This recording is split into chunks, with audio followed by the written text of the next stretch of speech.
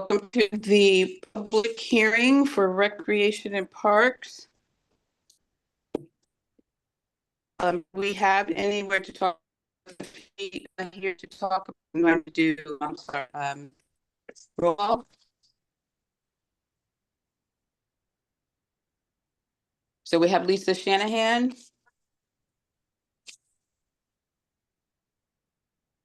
Right, Heather Dunn.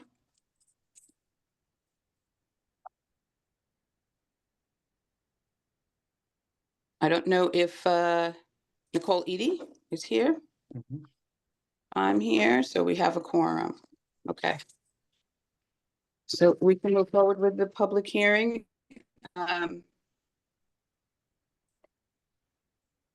If anybody would like to speak, can you please raise your hand electronically?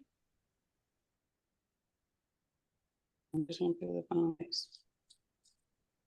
So, Mr. Stars, is there anybody here?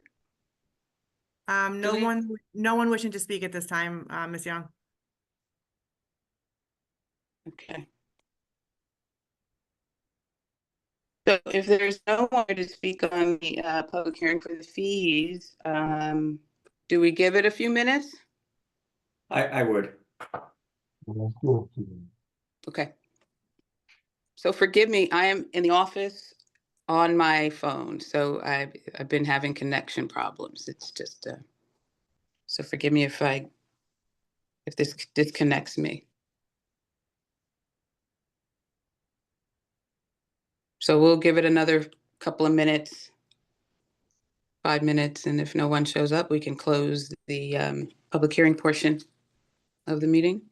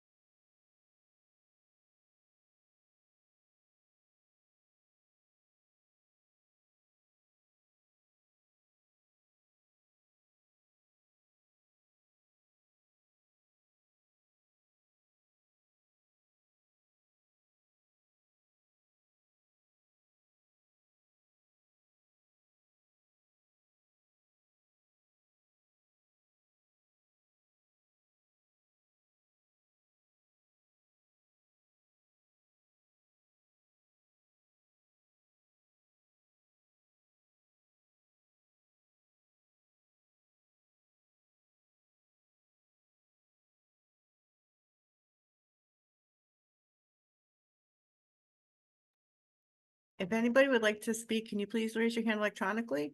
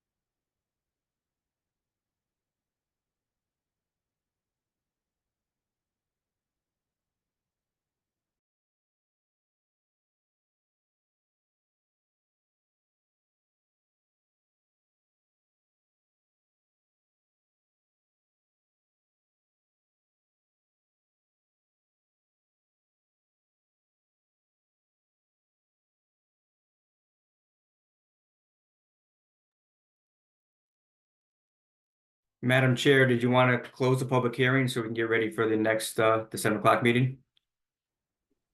Yes, It does- yes. So we'll Perfect. close out, well, we'll do that at, is it 7 now? Just It's like about, 6:59. yeah, so we'll close the public hearing out. And we will move on to the Recreation and Parks Full Committee meeting for this evening. Okay. And we'll do roll call. Tonight we have Miss Lisa Shanahan, Miss Nicole Eady, Miss Heather Dunn, Here. Mr. Doug Stern. I always say that, Mr. Sutton. How are you? And myself, I don't see Johan. Okay, so we'll call the meeting to order. We have acceptance of the February 12th meeting minutes. Would someone like to, do we have any changes to that, or can someone like to approve that?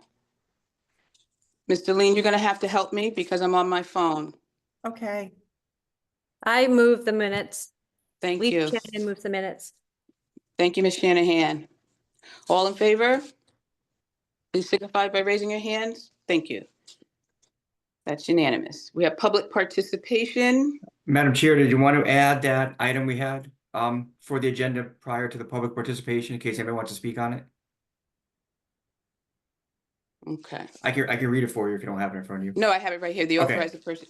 So we're going to make some adjustments to the agenda with a couple of items. And this item was sent to all of the committee members earlier today.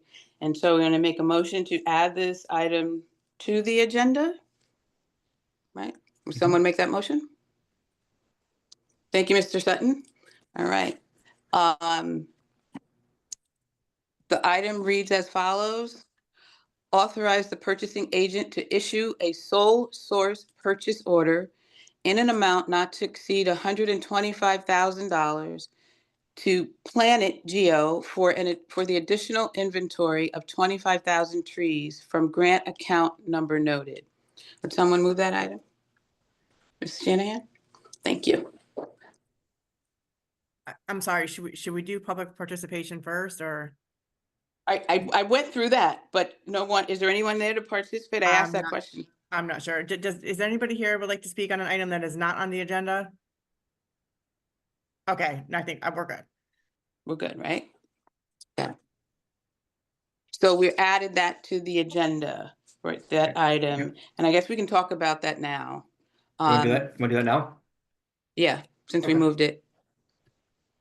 Okay. So who's going to speak to that? Mr. Stowers? Why don't you go ahead, Ken, and explain that? Okay, sure. So the Rec and Parks Department received a $1 million federal grant to continue work on our master plan for trees and also to start the implementation of the master plan. And with all the uncertainty that's going on with the funding, we found out that the agent assigned to our case was laid off. So we did have a new agent assigned, and they basically gave us permission to request some of the money up front. So this was kind of put together over the last couple of days, which is why it didn't appear on the agenda as a full item. But we do want to get this started while, strike while the iron's hot, so to speak, so we can get this money spent before any changes above us. So Planet Geo is the company that we hired to do the master plan for the city, for the tree canopy. So this is actually extending that master plan to include an additional 25,000 trees, which will be surveyed and then put on our mapping software. Great. Do we have any questions? Yes, Ms. I Shanahan? don't have a question. I mean, of course, I'm absolutely delighted to hear it. And because I'm also doing some grants with the federal government right now, I think that you're very wise to try to get the money in the bank and spend it. So this is great. And 25,000 extra trees for the city of Norwalk is just transformative. So Amazing. keep up the good work. Yep. Thank you so much. Yep. Anyone else have any comments? Okay.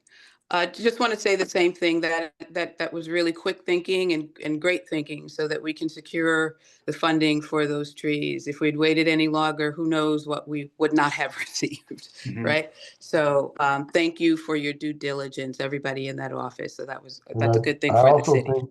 I also think it's important to get this inventory done, because initial inventory was only 4,000 trees. So this is 25,000 trees. So it really expands it quite a bit. So very important. Quite a bit.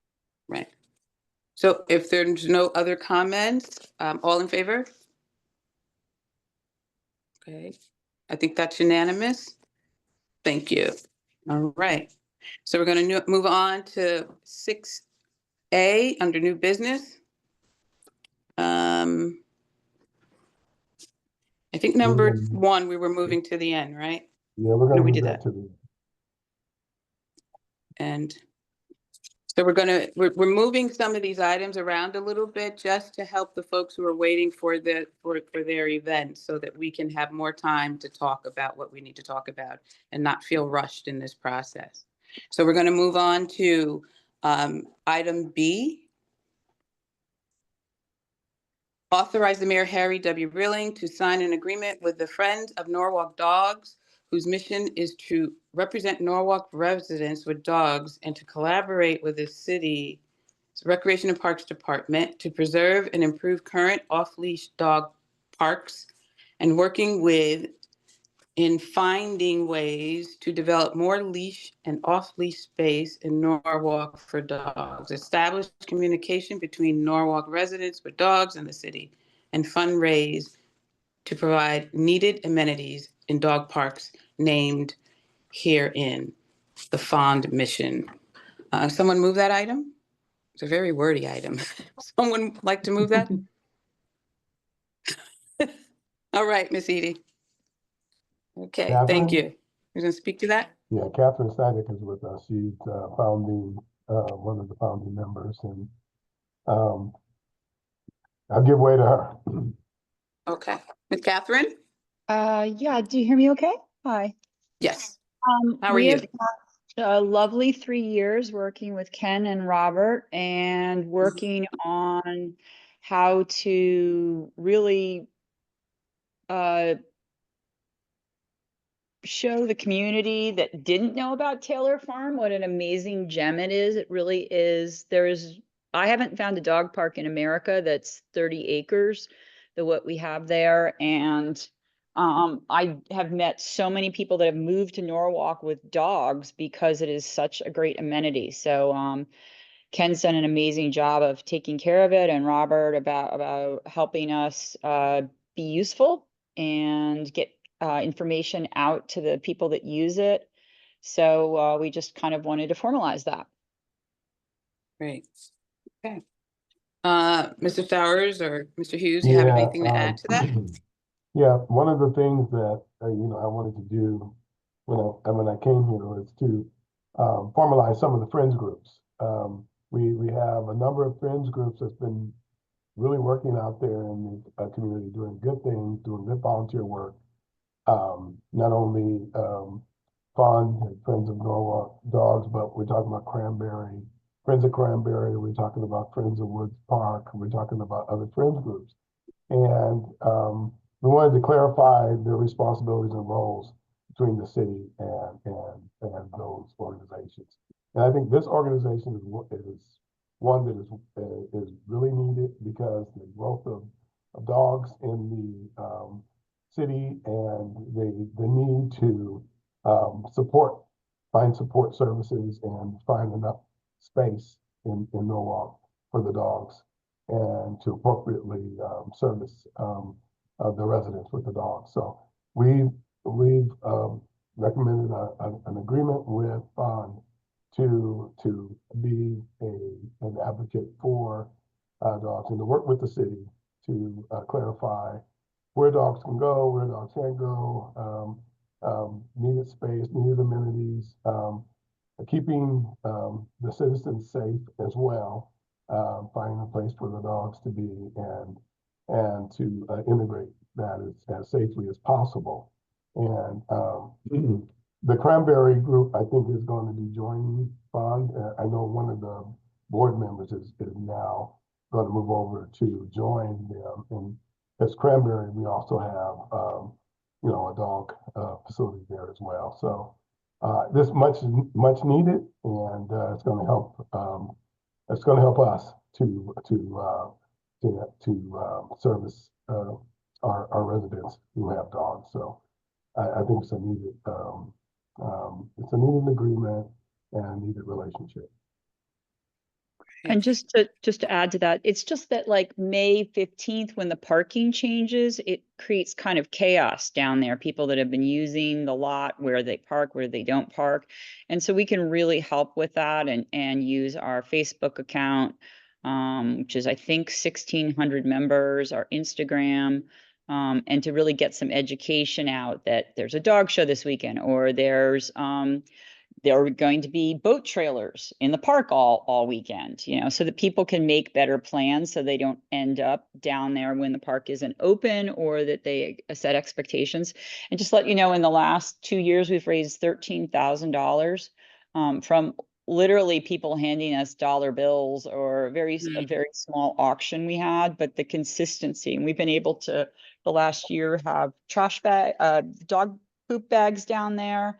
And we have almost $7,000 towards an $8,000 water feature that we want to work together with the city, that will provide fresh water for dogs, water bottle filler, and a hose to wash dogs. So that's a future plan, but we've already been able to pretty much fundraise our part of it. Okay, Ms. Dunn? Hey, Price, are you a nonprofit at this point? Yeah, we're at 501c3 since August 2023. So have you written any grants? I assume that it comes to. We did get a $5,000 grant from Greg Smith's the Harmon Foundation. But that's where that was working with a member. But no, I have not officially written a grant. Okay. That's good Love to hear. any ideas. But we've worked with the city vets. We've worked with 12 of the city vets, and then there's 22 outer ring of vets that people use. And we think there's over 20,000 dogs in Norwalk. And every building that is built has a potential of 2 dogs per apartment. So, you know, if we add 200 apartments, there's a potential of that adding 400 more dogs that don't have backyards. So I think it's important, as we expand these large communities that we have, that it doesn't put pressure on places like Lockwood Matthews Mansion and Vets Park, where dogs are not allowed. So the Oyster Shell Park opening, which hasn't really even had official opening, I've just met people that have said, do you understand that this really changed my life?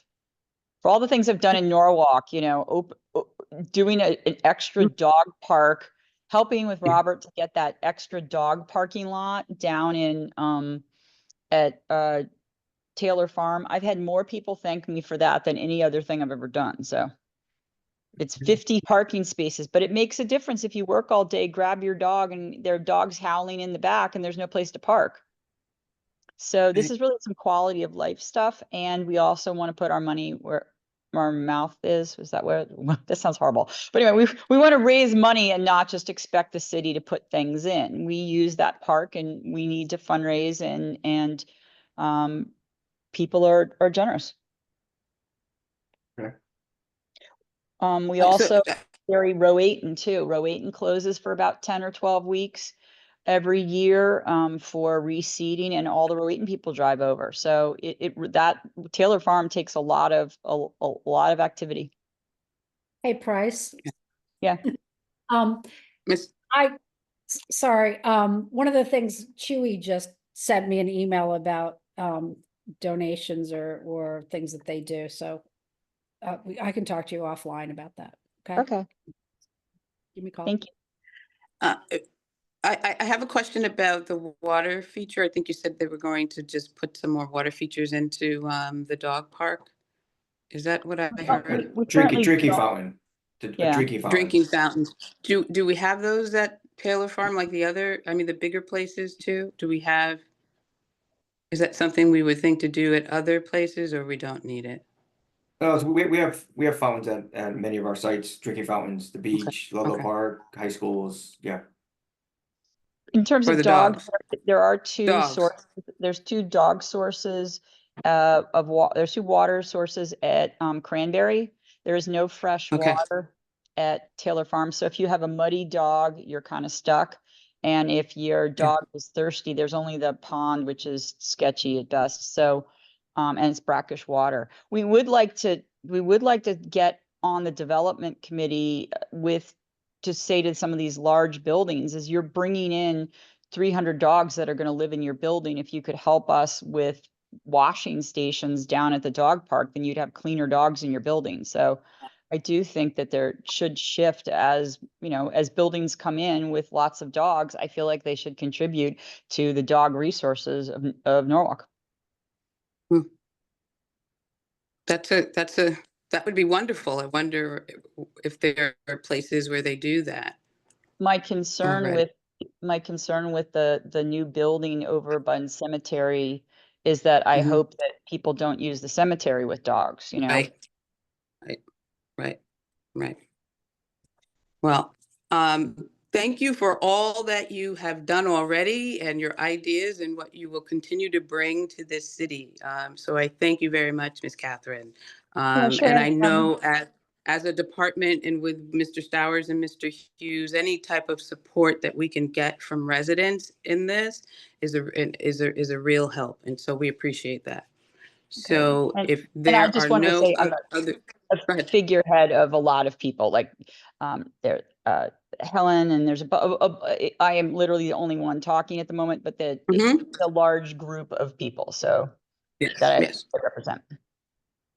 Yeah, that would be a lot of work for one person, I'm sure, but you're here, and so that goes to anybody and everyone that is assisting in this process.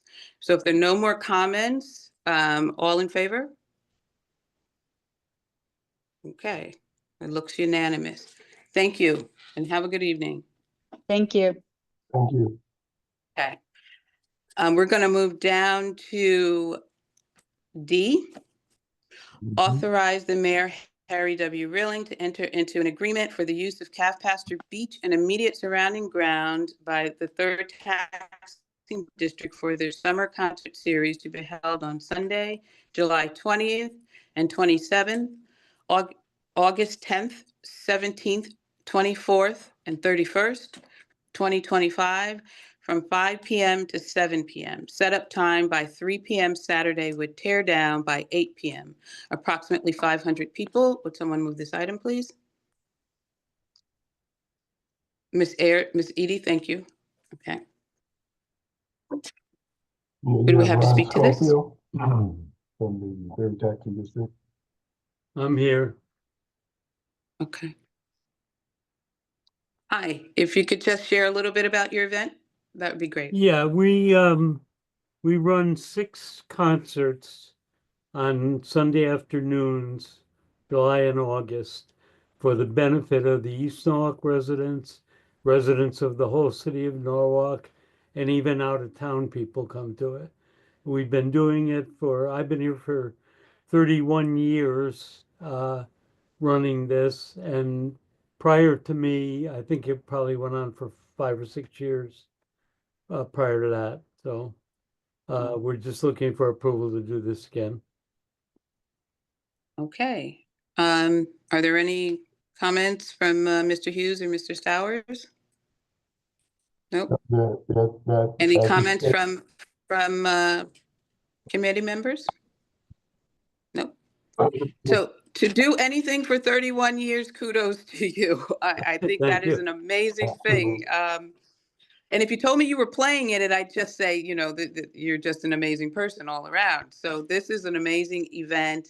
And these events like this become staples in what keeps the city folks here and just really enjoying what we have to offer. So I just had to say that to you. I agree. And we thank you for what you do.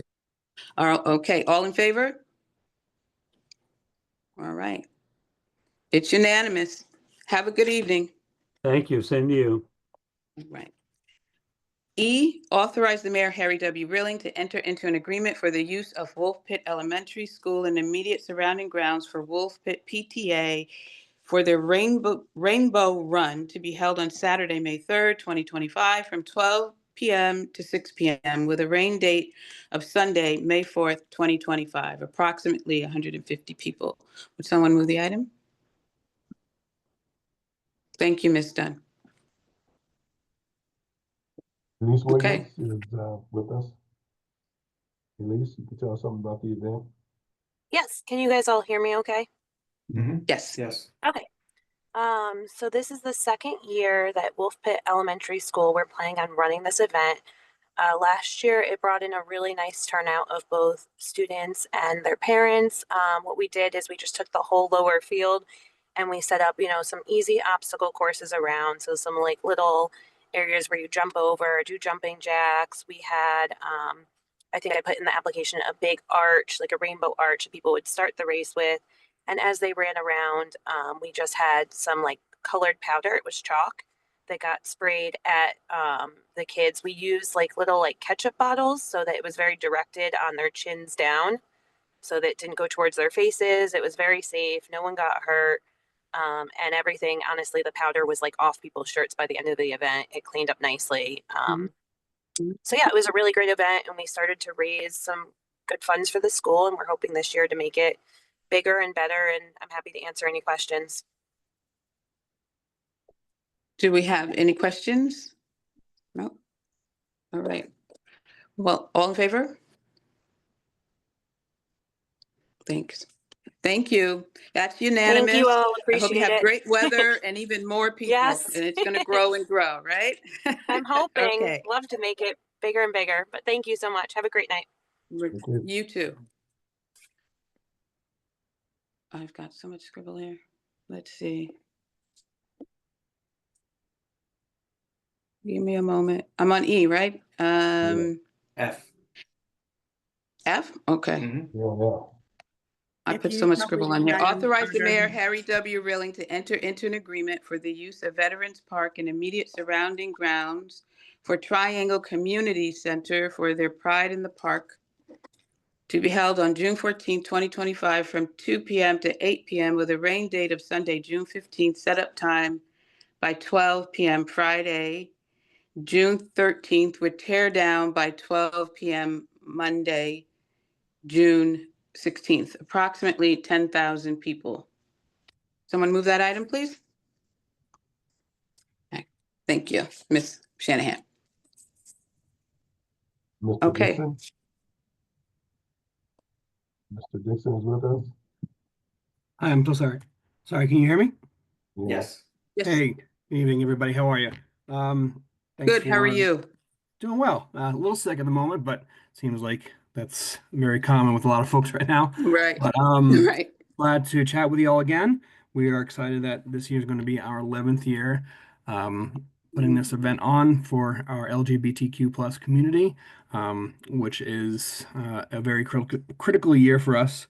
And, I think as most of you may know, we've grown from a couple hundred folks in Matthews Park to now 10,000 at Veterans Park, and looking to have that number grow year over year, and really just thrilled with our relationship with every aspect of Norwalk, whether it's EMS, fire, police, and all the folks within City Hall. We've just been so thrilled with how amazing it has been to work with y'all, and hoping to put this event on for another 50 to 100 years. Yeah. Thank you. Mr. Stowers or Mr. Hughes, do you have anything say about this No, event? it's been a successful event, and we're steadily monitoring its effects on Veterans Park, but we continue to work with the Pride Festival, and it's been successful. Awesome. Any comments from committee members? No. Okay. It's Veterans Park, not Matthews Park, or am I? Veterans. Veterans. They moved Right, from, I'm sorry, they moved Robert, from would you mind- Matthews a couple of years ago. Yeah, we moved from Matthews. It was a little bit easier logistic wise, and gave us the space to kind of grow. And when you speak of the issues going on with veterans, is that just kind of the dampness, as we call it? No, we just want to make sure that we make sure we have enough police coverage Yep. and just impact parking and that kind of thing. That's Yep, all. absolutely. We have two separate engagements with MPD. One obviously through DPW, through the special events permit, and then we have several conversations with Chief Police Blake and our community liaisons just to make sure that we're all updated on any current threats and are prepared, God forbid anything should happen. Great, great. Well, thank you for this event. It is something that has grown organically, and to say that we've got this amount of people that are attending events here in the city is a good thing. And It so we truly appreciate is. all that you do. It really, really is. And so all we can just ask for is great weather, rain or shine, Yeah. though we'll be out there. But all right.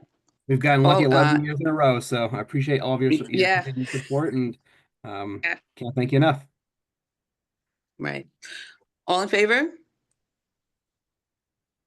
All right, that's unanimous. Thank you and have a good evening. Thanks, all you as well. Madam Chair, I'm not sure if you want to G? read, I'm sorry, I'm not sure if you want to read the next three items together because they kind of all deal with the same issue. And then if after you read them, I can explain them and then we can go through them. Okay, so do we have any issue with moving all three items? No. Okay. So we're going to move G. Authorize the Mayor Harry W. Rilling to execute any and all documents necessary to grant an electrical and gas utility easement to Eversource in the vicinity of Williams Street, Norwalk, Connecticut, for purposes of access and maintenance. P&Z 88-24 referral. Referral of the proposed easement in the vicinity of Williams Street, Norwalk, Connecticut, for purposes of access and maintenance for review and report. H, authorize the Mayor, Harry W. Rilling, to execute any and all documents necessary to grant an electrical and gas utility easement to Eversource in the vicinity of Calf Pasture Beach Road, Norwalk, Connecticut, for purposes of access and maintenance. P&Z Statute 8-24 referral of the proposed easement in the vicinity of Calf Pasture Beach Road, Norwalk, Connecticut, for purposes of access and maintenance for review and report. I authorize the Mayor, Harry W. Rilling, to execute any and all documents necessary to grant a temporary electrical and gas utility easement to Eversource in the vicinity of Marvin Street, Norwalk, Connecticut, for purposes of access and maintenance. P&Z 8-24 referral of the proposed easement in the vicinity of Marvin Street, Norwalk, Connecticut, for purposes of access and maintenance for review and report. Would someone move those items? Thank you, Ms. Shanahan. Okay. So, Mr. Madam Stowers? Chair, Robert? I can speak on that. I'm sorry, Ken. Okay. Yep, that's okay. So over the last several months, the Department of Recreation and Parks, the Department of DPW, and TMP have been meeting with representatives from Eversource because they came to us with a request for several easements, three of which are in front of you on three of our properties. One is Nathan Hale Middle School, which is the one on William Street. The next is Marvin School, which is referred to as the one on Beach Road. And then the final is at Ludlow Park, over which is referred to in the vicinity of Marvin Street. So these easements are needed by Eversource based on the work that they're planning to do, upgrading their infrastructure and lines in the road. So there will be a cabinet installed over at Nathan Hale, close where there's an existing electrical cabinet. There'll be another cabinet installed up at Marvin School, up on top of the wall where we have an existing electric cabinet.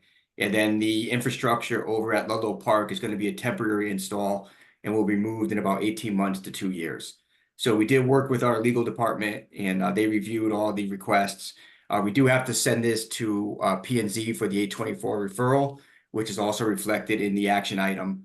So if you guys have any other questions, just feel free to ask. We did spend a lot of time on this and we're comfortable with what Eversource is asking. Any questions for Mr. Hughes? No? Okay. All in favor? All right, it's unanimous. Okay. We're going to move back up to B. I'm sorry, C. Authorize the Mayor Harry W. Rilling to sign an agreement clarifying the long history of joint use of the City of Norwalk's publicly held school buildings and facilities between Norwalk Public Schools and its PTO and PTAs and Norwalk's Department of Recreation and Parks, Norwalk Schools, and third-party users, and clarifying timing and situations determining priority use. In parentheses, the agreement has been passed by the school board and is awaiting signature by the school superintendent. Would someone move that item, please? Thank you, Ms. Dunn. Mr. Stowers? Yeah, I was gonna have Delene Bird, if she is willing to, I have a small, a short, PowerPoint so we can understand more in a summary form, about the agreement. So I don't know, Okay. Delene, there she goes. So we have had a history here in Norwalk of using school facilities, which we consider city facilities for recreational purposes and park purposes. And there's been ongoing practices, historical practices that speak to priority use. And of course, the schools, without any question, have priority use of their school buildings and their fields.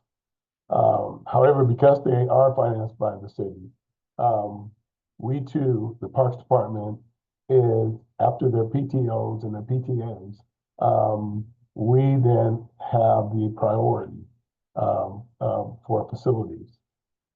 It seems though historically, down through the years, third-party users have taken priority over parks and recreation. So this is an effort to clarify and document practices that were supposed to guarantee parks and rec priority use of some of the facilities of the schools. So I have met with Sandra Fios, and we've worked together over the last 2 or 3 years to put this agreement together. And it's been vetted and edited and changed and edited and added by the law department, by the chief of staff, by the mayor, and also by the school district's attorney, who has reviewed it and edited it. And we've come up to an agreement that we all agree upon. So I'm just going to go through this very quickly. If Delene can move to the second slide. Yeah, this is really a preamble. It talks about the school board and the parks providing the resources to meet the community demands. And the vision really is to help young people learn and develop recreational skills and provide an opportunity for people of all ages to participate in recreational activities. So there's a commitment between the school district and parks to provide the facility there at the schools for recreational purposes. So we can go on to the next slide. The term this is an interagency agreement for joint use between the school district and parks. So it provides joint use facilities at no charge to either agency for the use of others' facilities or grounds, except where specified otherwise in the joint use agreement. It gives priority usage after MPS programming, ongoing community obligations are met to the request. It's submitted by the Recreation and Parks Department. The joint use agreement establishes procedures to encourage cooperative working relationships between the two, and also cooperation at all levels. And this provides quick resolution to issues that come up. It encourages joint cooperative ventures, including facility maintenance and development. Also, annually, we both can report our summary of joint use and what the public benefit is. The term of this agreement, of course, is in perpetuity. However, agreements will be reviewed every 5 years and updates and modifications through amendments. Next slide. The interagency agreement is intended to address and relate to those programs and activities occurring in the Parks Department and the school facilities, fields, grounds, sports, courts, parks, and also swimming pools. And they're initiated, organized, and managed and scheduled, supervised by both parties. Both these activities are done in good faith between the two institutions. You can go to the next slide. These are just general guidelines for joint use. Basically, I'm not going to go through them, but it kind of tells how we go through the process of using the pools, the buildings, the field, and the fields. And it just describes the priority use. It says pools, buildings, and fields will be available to third-party users after the scheduling requirements have been met for both recreation and park and the school. Third-party users related to sports and recreation programs will be scheduled now through the Recreation and Parks Department. Whereas before they were going directly to the schools, so they were bypassing parks and actually getting more priority use than parks was. So it disabled our ability to get facilities to run our programs because of third-party users were coming before us. Next slide. So now it's understood that third-party users have to schedule their events and through the Parks Department. Next slide. Again, this is it talks about guidelines for joint use. So it's if the Recreation and Parks has an issue regarding the facility that the school district can remedy, the school district will respond and provide additional support through their facilities division. This includes, but is not limited to, unlocking gates, bathrooms, storage rooms, cleaning, safe bathrooms, contacting emergency support. If a third-party user group has an issue regarding an athletic field or building facility, gym, classroom, during the period of the day where Parks Department has agency control over the school facilities, then the park staff will respond and provide the appropriate support through its maintenance and facility staff representative. So Ken would work directly with their facilities director on issues. So we're just trying to get this more organized, and so that we both know what we're doing and in terms of sharing athletic fields, gyms, tennis courts, fields, etc. Next slide. And annually, what we will do is we'll meet and we'll report on issues and with the schools with their leadership. Next slide. I think we're just about done here. Yeah, and upon receiving, what we will be doing every year is we'll be giving the schools a year upcoming year of calendar uses for the school facilities, and we will be doing that before the school year begins. I think generally that's all I want to talk about in terms of the PowerPoint.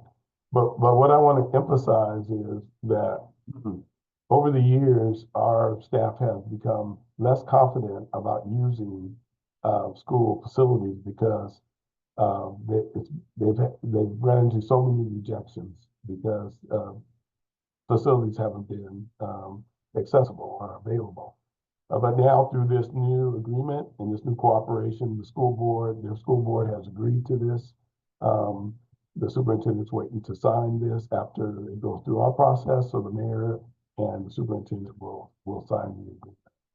I have to also let you know that we now maintain a great part of the school grounds through our maintenance. So we mow, we do litter, garbage. So we're already doing maintenance on the exterior facilities. So we have a great part of activity in terms of our staff working on school grounds. But this kind of solidifies our agreements on joint use of facilities. These particular types of agreements are done all around the country. And because even no matter how big your budget is, no matter how big your city is, the Parks Department or the Recreation Department, Park Department, don't have the resources to take care of all the youth and families in the city. So the schools always provide around the country, they provide those extra facilities and those extra fields for you. So the joint use agreements are prevalent around the country. And so this has been a long 2-3 year effort to get this done. And so I'm bringing it to you guys for approval to move it on to the Common Council, the full council, and the mayor's signature. Any questions?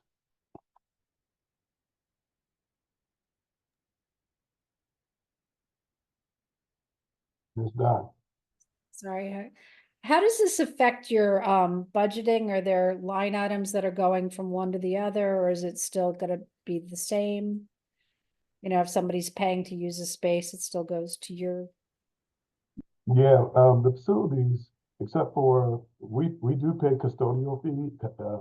They're custodians when they let us in the gyms because they have to be there. Someone has to lock up. Someone has to open up the schools on the weekends when we have our gym. So we pay for custodians. However, the use of the other facilities is free. We have summer camps in the schools, which have been limited up to now because of this, you know, things weren't so clarified. But going forward, things will be clarified. Things will move a little smoother. But it doesn't really impact our budget any more than it has in the past.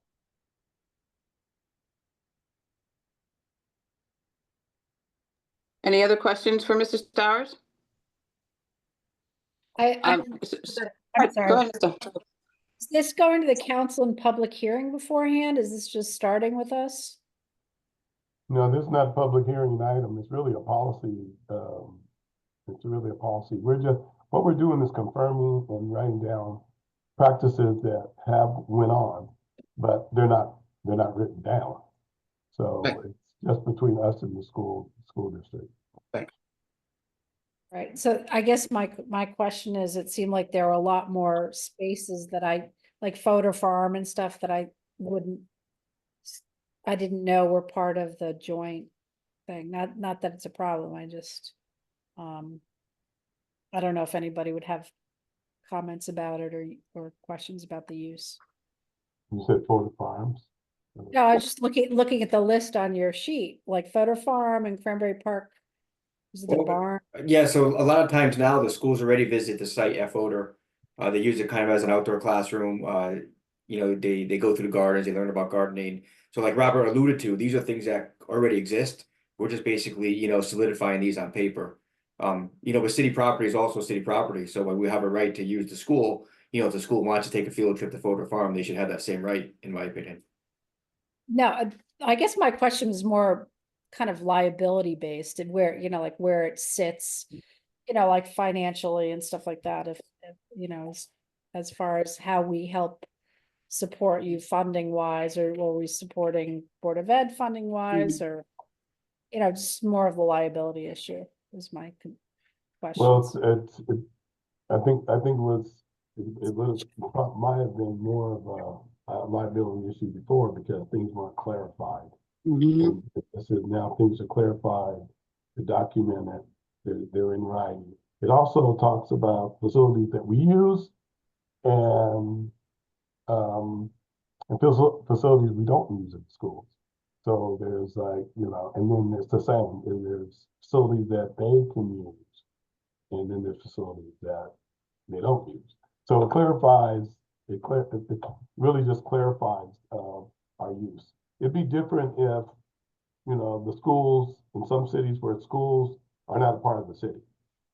And there's cities like that, where schools are they're separate, and it's a totally different thing where you have your own facilities and then they have their own facilities. But we are dependent on their facilities right now. I mean, we have the senior center, but we come out of Franklin Gym, which is part of the schools.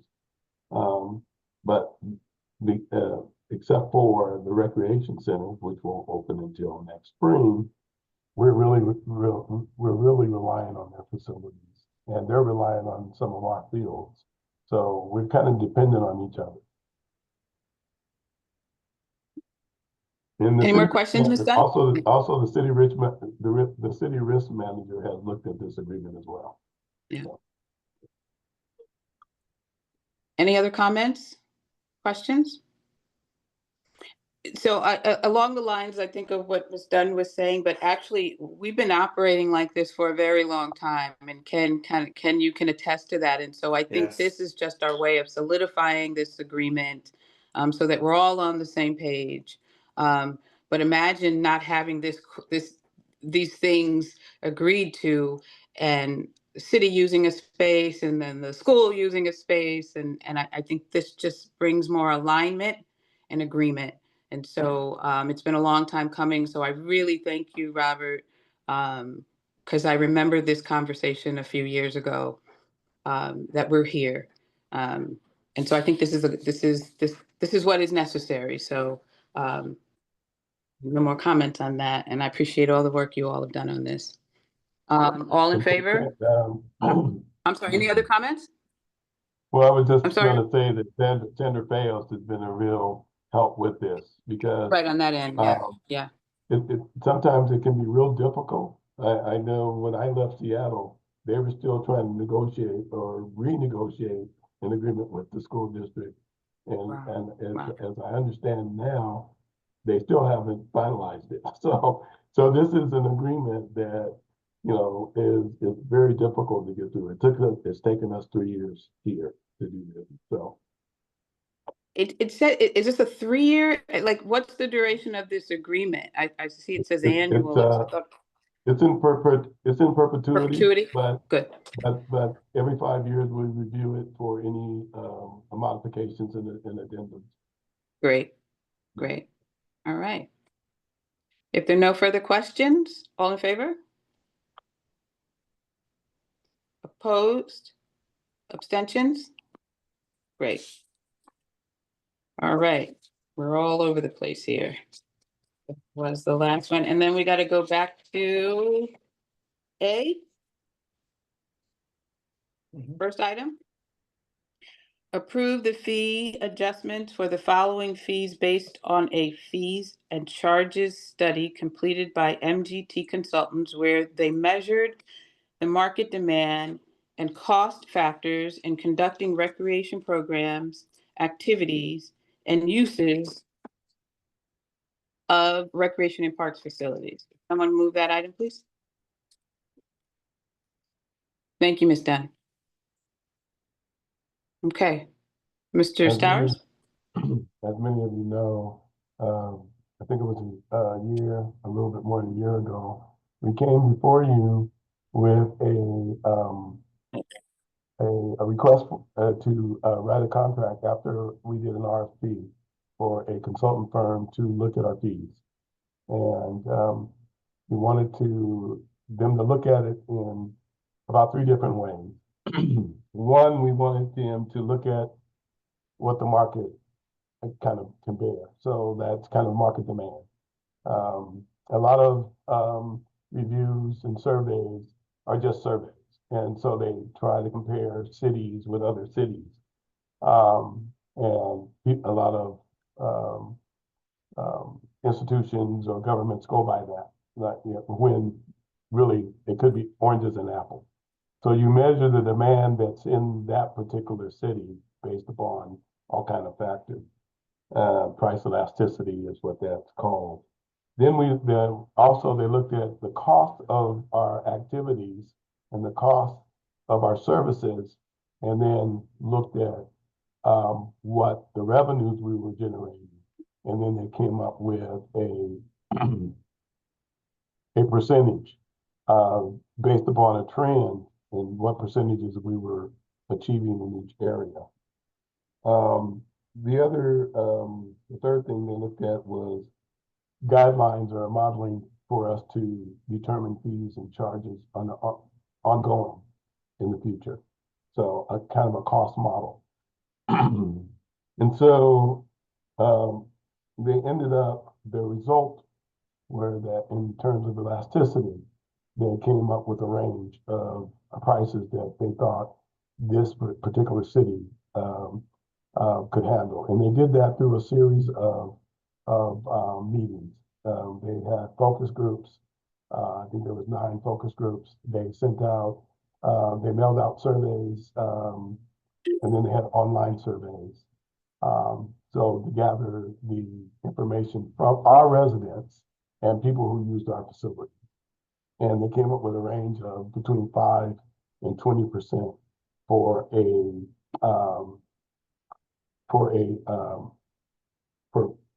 kind of price setting us in a way that we can move forward with another model, with our model that we would choose in the future. But they wanted to try and set us where they thought the demand was presently.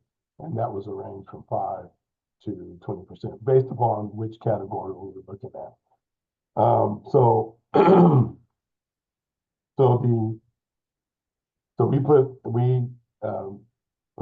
They put together some recommendations, and we went to the mayor with those recommendations, and we settled on the recommendations that we sent in your packet. And most of those recommendations are just for facilities. We are required by charter to have a public hearing and then to go before the council, before the Rec and Parks Committee and the council to get those fees approved that we are required by charter. However, they only require the fees for facilities because our program fees, those are things that just come up at any point in time, and we have to determine how to charge those fees. Like if we're going to have a sewing class, or we're going to have, those can pop up at any time. So those are not required in the charter. But what's in your packet, what we sent to you, are facility fees that are required. So those range, the range in those are from 5 to 15%, in the different categories. And the categories that we recommended, and that was in the packet, and I don't know if I can be in any specific order, but most of them require or really fees that we are charging for parking for non-residents. Then there's the boat launch where we are charging fees. Also, our facility rentals, which is the individual for a group, individual group, initiation. And like if I want to throw a wedding or a celebration, it's individuals that approach us to use our parks, or to use one of our facilities to have an event, or to have a personal event, a personal celebration, birthday party, what have you. So those fees are also in here, and also fees for our fields. Our leagues, they use our fields, and these are fees that are not. These are organizations that are not park department organizations or recreation organizations, but they are leagues that use our fields. So they rent our fields basically. And so what we have there in your packet is also fees for the rental of those fields. So those recommendations were required to put out a ad in the papers for all the fees we're going to raise or adjust. And so we provided, we went along with the charter, and we provided the information to the public. So, the public hearing wasn't as robust as I wanted it to be, because I like input, but the fees, again, are in your packet, and here to answer any other questions you have.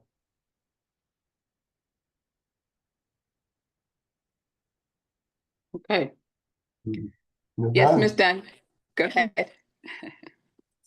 I think the thing that I worry about, I think you did a really great job, so thank you very much. I think it's pretty comprehensive. My only concern is that I'd love to see a differential between, I know I keep going back to it, a nonprofit and we had issues, I know, look back at, like, Cranberry Park, remember they had like that white party or something for not that much money, and it I don't caused. know, I've heard about it, but I wasn't there. I don't think you were here at the time. It's basically somebody from outside the city wants to come, and what's $400 to rent the whole park. And I think at the end of the day, it was not great for the city.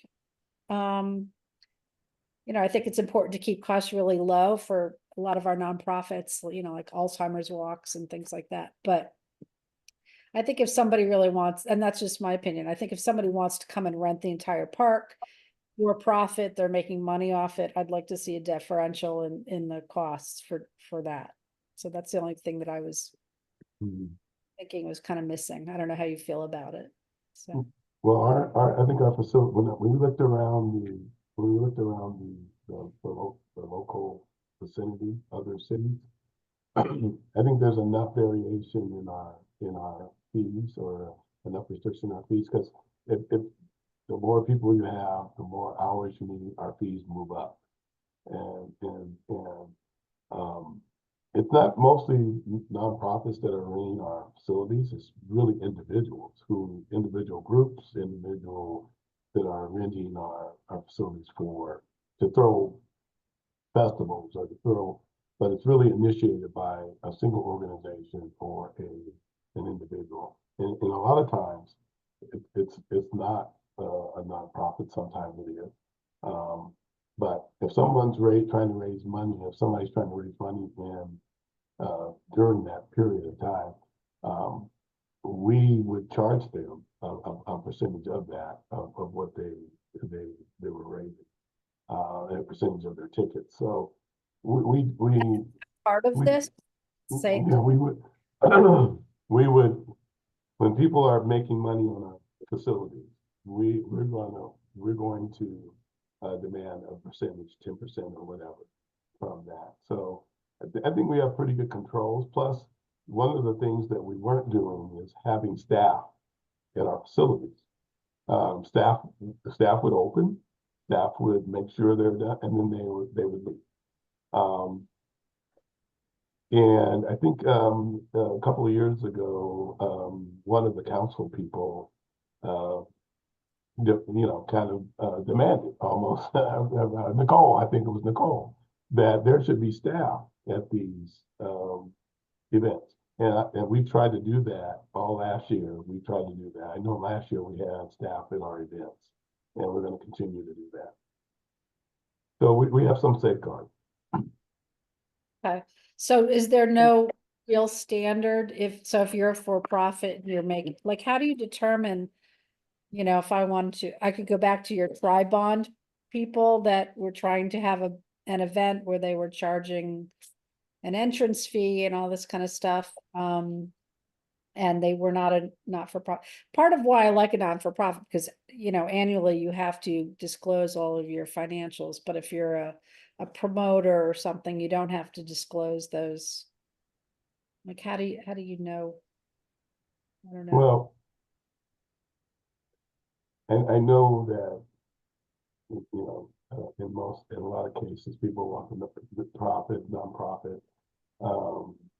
What we're interested in, if people come to rent a park and they want to throw an event, and it's something that seems reasonable, and the police and the special events committee, they all review, all departments review this event, and as long as it looks legal and they have the security plan now. If they have to have a security plan, they have to have security, or they have to have police. So there's a lot of safeguards in terms of profit and nonprofit. A lot of nonprofits, actually, their bank accounts are bigger than profit. and so what we're trying to do is develop a model that don't determine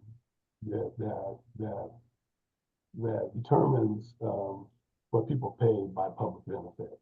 So if Robert Stowers wants to get an event, and then Robert Stowers needs to pay 100% of that. 100%. I need to pay for staff, I need to pay for the police, I need to pay for everything. If a nonprofit that does a lot of public benefit, then we will help supplement the nonprofit. And we will help supplement. We won't charge them 100%. We may supplement them with staff.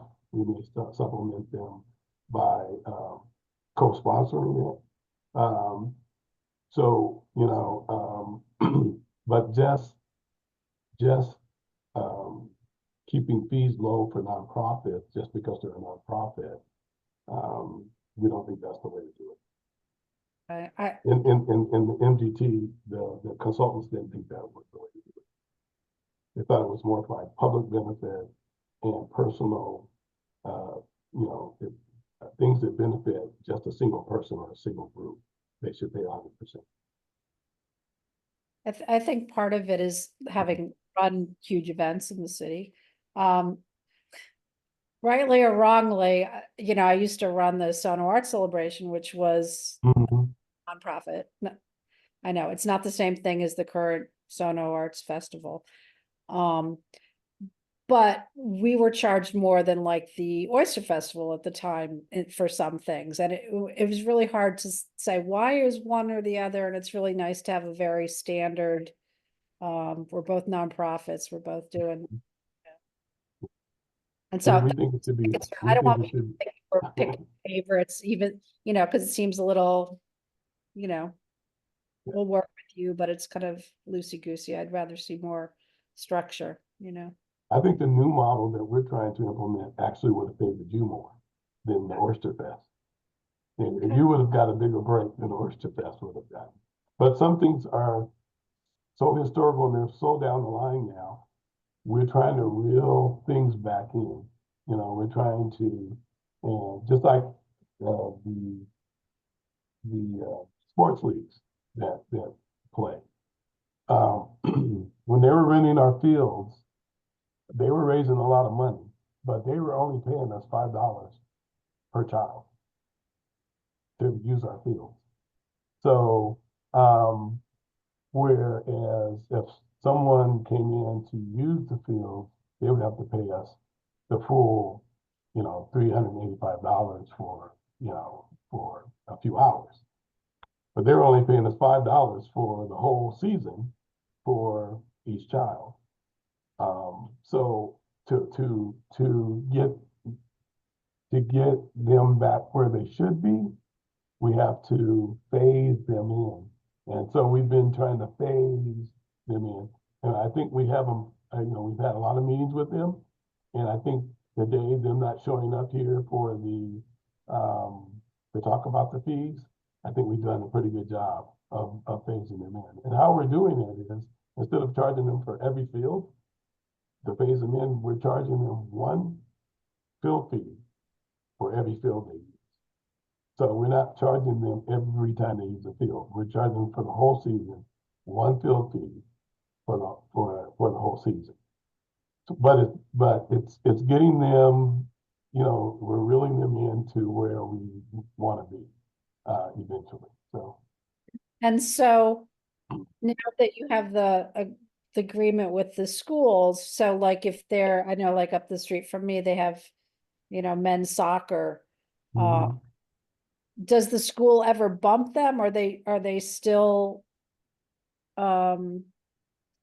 they have to comply with maybe being bumped, or does that mean that they have first access if they've paid the fee for the entire season for that field? Do you know what I'm saying? Schools always have first access. If it's a school event or a school sporting, they have, whether another team paid or not, schools always have first access. That's part of the contract. Yeah. Just wondering. Yeah. Like- And we would, if someone was, if we had a league there, was there, we would find them an alternative field. So, Okay. yeah. Getting tight. Yep. Yeah. Any other, are you done, Ms. Dunn? Do you have any more questions? Okay. No, they're good questions. I mean, it's something to Good mention. question, yeah. Does Miss Edie or Mr. Sutton have anything to ask or add? No? Okay. Sorry, I kind of do. I just wanted to Go ahead. know, Mr. Stowers, thank you for the information. When you guys do surveys and outreach, I'm just trying to figure out who's on that list and how do we get more people on that list? Well, when you do surveys, Because- if you do a quantitative analysis that's statistically valid, then it's a blind thing. You have to pick a random sample. So when you pick a random sample, it's randomly selected. So you don't have a list of people. It's a group of people where you have a statistical formula, and what happens is you pick up a certain universe of people, and that's your test group, and it's supposed to be representative of the whole city. So supposedly. Okay. But online surveys and online surveys and mail outs we have a hard time, and you might be getting at this, and because this is talked about all the time, and even in political surveys. Who are you talking to? You're not talking to us, Right. Right. And so one of the difficult things in public engagement is getting the BIPOC communities really involved in really engaged. And we've got to do a better job of that. And I think our new recreation superintendent, she knows a lot about how to do that. I know in Seattle, what we had to do, we had to set up an ambassador group to actually go out and do post surveys and post groups in BIPOC communities to get some engagement. And even then, it was difficult. Even then, it was difficult. It's something that it's something that is talked about even at our national Parks and Recreation conferences nationally. How do we get more engagement with BIPOC communities? Yeah. Thank you. If you guys But put I a knew what you were team, getting, I knew what you were getting at. Yeah, if you And guys- you'll see in the, I don't know if you guys received a copy of the, MGT, the consultant, the final report. You'll see even the mayor and Tom asked me that question, because you can see where, when they're talking about the universe of the ballot universe, you can see where the BIPOC community must be low in terms of percentage. But it's a problem all over the country, Right. even in voting. yeah, So, yeah. it's a problem, yeah. No, I understand. But if you guys put like a team or something together to coordinate that, I would love to like join, like sit in Okay. Yeah. and try to figure out how to yeah. Okay, I Okay. would invite that, yeah, I would like that. Okay. Yeah. Thank you so much. Thank you. Thank you, Miss Edie, for offering that up. I think all hands on deck will always bring in more people and resources and information. So once again, you know, I think, I'm sorry, huh? I'm sorry?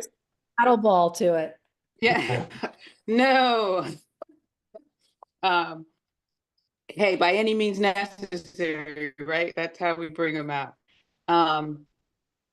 And these are things that, you know, I think have been looked at for several years, and I'm glad we're at the point of really kind of, you know, solidifying this and wrapping our arms around this a little bit more, so that we get a better feel and control over what's happening within recreation and parks, because we're growing, and so we need to do things the right way. I think a lot of it from years and decades ago, and I'm sure Ken could attest to this, we did things, we tried and we did things, and somebody did something over here and then somebody did something over there. But I think this is the way that we need to go to be on the same page as we're growing, because recreation and parks is growing, and that's a good thing.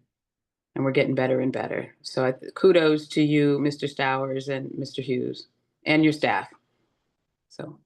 So if there are no more comments, Mr. Sutton, would you like to say something, or you're okay? You know I'm always going to do that to you, right?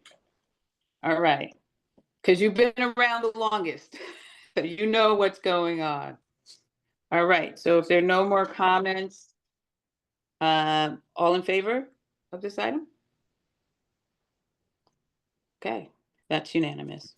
Thank you. And thank you, Ms. Dunn, for your questions, because that's what we need. We need to be Yeah, thinking those are about things. No, good no, questions. no, They thank make- you. They make us think, It makes us think, so I appreciate Make that. us try and include everybody, because really. And you it's- too, it's Missy, yeah, Inclusive, because it's important, right? yeah. All right. So the most important question. Motion. All right, Ms. Dunn. Motion to adjourn, Ms. Dunn. All in favor? Goodbye. Thank you, guys. Have a good night. Have a good night. Good night, Delene. Take care. Thank you so much. Thank you.